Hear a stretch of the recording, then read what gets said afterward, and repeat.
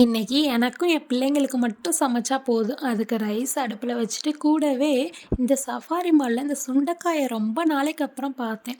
பார்த்தா நம்ம விட்டுருவோமா? எவ்வளோ காசு ஆனாலும் பரவாயில்ல. எனக்கு தேவை ஒரே ஒரு கைப்பிடி மட்டும் வாங்கி குடுத்துருங்கன்னு சொல்லி கேட்டு வாங்கிட்டு வந்துட்டேன்.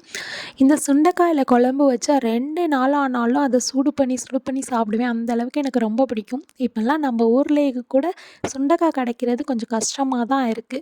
அதில அழகா ஒரு வத்த குழம்பு மாரி வச்சு எடுத்து அத மூடி வச்சுட்டு, கூடவே சைட் டிஷ்க்கு கேரட்டு, பீன்ஸு, அதுக்கப்புறம் முட்டைக்கோஸ் இதெல்லாம் சேர்த்து ஒரு பொரியல் மாரி செஞ்சேன் பசங்களுக்காக. இந்த பொரியல பார்த்தோன்னா, நான் சின்ன வயசுல எங்க அம்மா ஞாபகம் தான் வரும். அவங்க இந்த பொரியல் தான் அடிக்கடி எனக்கு செஞ்சு குடுப்பாங்க எங்களுக்கு.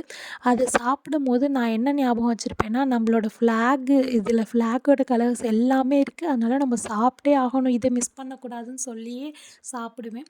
அதே மாதிரி தான் இன்னைக்கும் என் பசங்களுக்கு சொல்லிக் குடுத்து ஊட்டினேன்.